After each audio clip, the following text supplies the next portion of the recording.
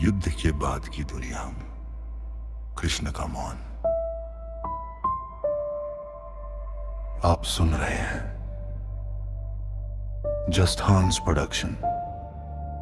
अगर आपको ऐसी कहानियां पसंद हैं जो मनोरंजन नहीं सोचने की ताकत देती हैं, तो इस चैनल को अभी सब्सक्राइब कीजिए। आज की कथा किसी युद्ध की नहीं है। ये उस युद्ध के बाद बचे हुए मौन की कहानी है। आइए शुरू करते हैं। उपसंहार। महाभारत समाप्त हो चुका था, पर शांति नहीं आई थी। कुरुक्षेत्र की भूमि से रक्त सूख गया था, लेकिन मनुष्यों के भीतर हिंसा अभी जीवित थी। इतिहास कहता है धर्म की विजय हुई,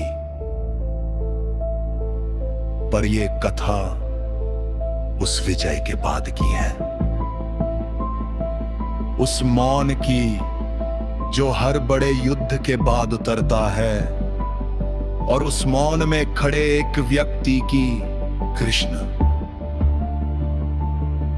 युद्ध जीतने के बाद भी कृष्ण के चेहरे पर कोई उत्सव नहीं था, कोई गर्व नहीं, कोई संतोष नहीं। उसकी आंखों में एक प्रश्न था, क्या यह सब आवश्यक था? हजारों योद्धा मरे, वंश समाप्त हुए, राज्य उजड़ गए, धर्म की स्थापना हुई, पर किस कीमत पर? कृष्ण जानता था युद्ध समाप्त हुआ है, पर परिणाम अभी शुरू हुए हैं। द्वारका, जो कभी समृद्धि और शक्ति का प्रतीक थी, अब भीतर से खोखली होने लगी थी। यादवों के मन में अहंकार, ईर्ष्या और सत्ता की भूख पनप रही थी, और कृष्ण यह सब देख रहा था चुपचाप। ये कथा किसी देवता की नहीं है, ये उस मनुष्य की है जिस पर देवता होने का बोझ लाद दिया गया। कृष्ण सोचता है, मैंने मार्ग दिखाया, पर क्या वो मार्ग सही था?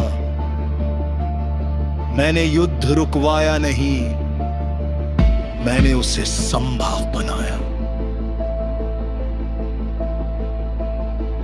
वह जानता था इतिहास विजेताओं को याद रखता है, लेकिन सत्य अक्सर पराजित होता है। युद्ध के बाद का यह समय सिर्फ राजनीतिक परिवर्तन नहीं था, यह नैतिक पतन की शुरुआत थी, और यही उपसंहार की भूमि है। ये कहानी महाभारत की नहीं, बल्कि उसके बाद बची हुई राख की है। यहीं से आरंभ होता है उपसंहार, एक ऐसा अंत जो वास्तव में एक नई त्रासदी की शुरुआत है।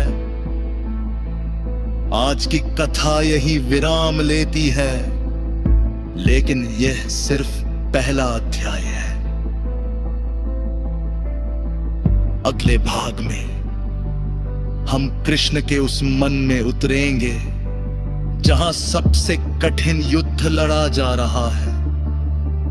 कहानी को यहीं मत छोड़िए, आखिरी पंक्ति तक सुनते रहिए। Just Hands Production.